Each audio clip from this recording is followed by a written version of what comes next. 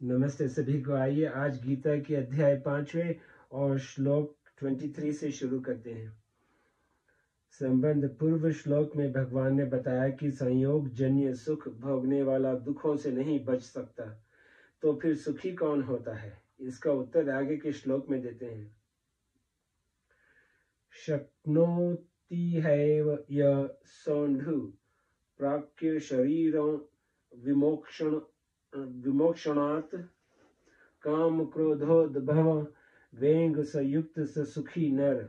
मतलब इस मनुष्य शरीर में जो कोई मनुष्य शरीर छूटने से पहले ही काम क्रोध से उत्पन्न होने वाले वेग को सहन करने में समर्थ होता है, वह नर योगी है और वही सुखी है।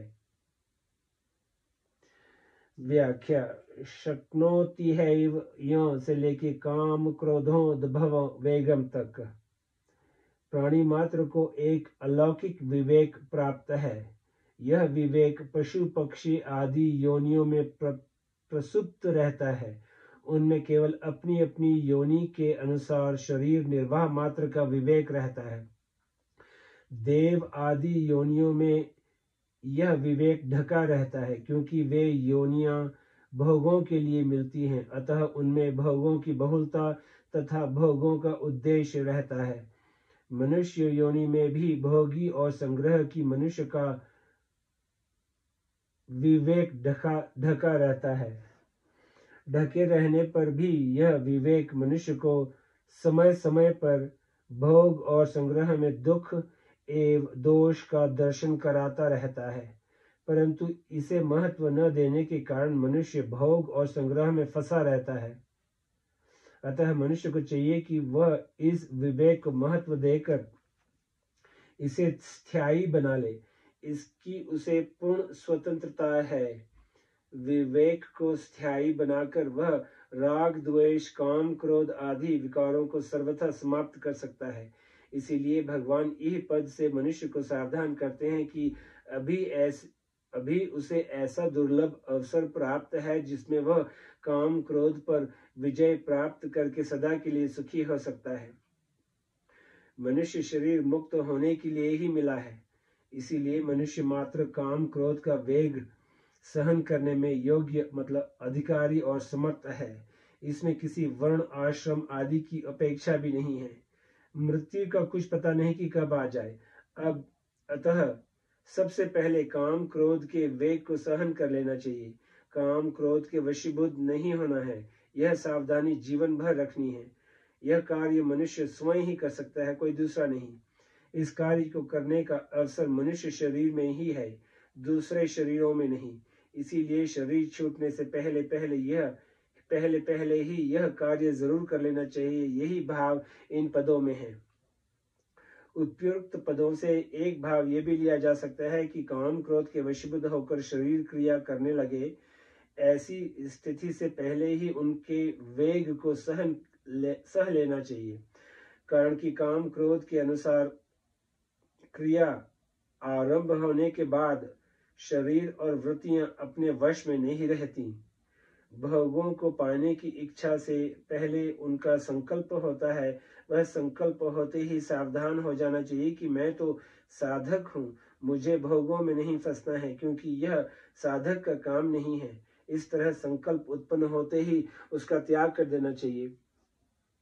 पदार्थों के प्रति राग काम रहने के कारण अमुक पदार्थ सुंदर और सुखप्रद हैं आदि संकल्प उत्पन्न होते हैं। संकल्प उत्पन्न होने के बाद उन पदार्थों को प्राप्त करने की कामना उत्पन्न हो जाती है और उनकी प्राप्ति में बाधा देने वालों के प्रति क्रोध उत्पन्न होता है। काम क्रोध के वेग को सहन करने का तात्पर्य है काम क्रोध के वेग को उत्पन्न ही न होने देना। काम क्रोध का संकल्प उत्पन्न होने के बाद वेग आता है और वेग आने के बाद काम क्रोध को रोकना कठिन हो जाता है। इसीलिए काम क्रोध के संकल्प को उत्पन्न न होने देने में ही उपयुक्त पदों का भाव प्रतीत होता है। कारण यह है कि काम क्रोध का संकल्प उत्पन्न होने पर अंतःकरण में अशांति, उत्तेजना, संघर्ष आदि होने लग जाते हैं, जिनके रहते हुए मनुष्य सुखी नहीं कहा जा सकता। परंतु इसी श्लोक में ससुखी पदों से काम क्रोध का वेग सहने वाले मनुष्य को सुखी बताया गया है।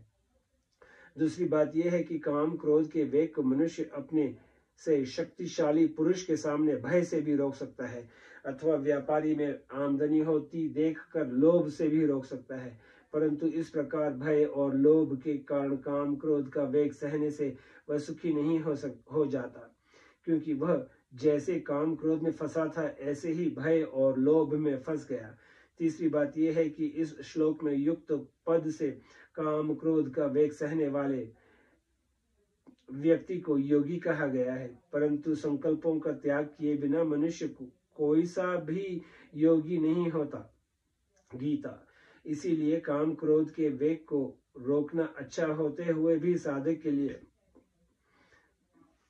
क्षमा करना, साधक के लिए इनके संकल्प को उत्पन्न न होने देना ही उचित है।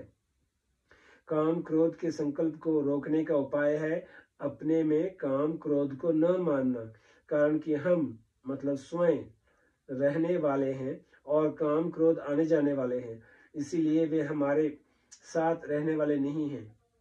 दूसरी बात, हम काम क्रोध को अपने से अलग रूप से भी जानते हैं। जिस वस्तु को हम अलग रूप से जानते हैं वह वस्तु अपने में नहीं होती। तीसरी बात, काम क्रोध से रहित हुआ जा सकता है। काम क्रोध वियुक्तानाम गीता ऐतिर्विमुक्त गीता, इनसे रहित वही हो सकता है जो वास्तव में पहले से ही इनसे रहित है। चौथी बात, भगवान ने काम क्रोध को मतलब जो राग द्वेष के ही स्थूल रूप हैं, क्षेत्र अर्थात प्रकृति के विकार बताया है। गीता। अतः ये प्रकृति में ही होते हैं, अपने में नहीं, क्योंकि स्वरूप निर्विकार है। इससे सिद्ध होता है कि काम क्रोध अपने में नहीं है। इनको अपने में मानो इनको निमंत्रण देना है।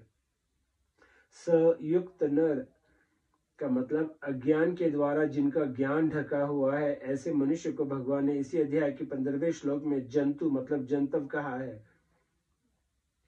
यहाँ काम क्रोध का वेग सहने में समर्थ मनुष्य को नर कहा है। भाव यह है कि जो काम क्रोध के वश में है वे मनुष्य कहलाने योग्य नहीं है। जिसने काम क्रोध पर विजय प्राप्त कर ली है वही वास्तव में नर है, शूरवीर है। समता में स्थित मनुष्य को योगी कहते हैं, जो अपने विवेक को महत्व देकर काम क्रोध के वेग को उत्पन्न ही नहीं होने देता, वही समता में स्थित हो सकता है। ससुखी मनुष्य ही नहीं, पशु पक्षी भी काम क्रोध उत्पन्न होने पर सुख शांति से नहीं रह सकते। इसीलिए जिस मनुष्य ने काम क्रोध के संकल्प को मिटा दिया है वही वास्तव में सुखी है, कारण कि काम क्रोध का संकल्प उत्पन्न होते ही मनुष्य के अंतःकरण में अशांति, चंचलता,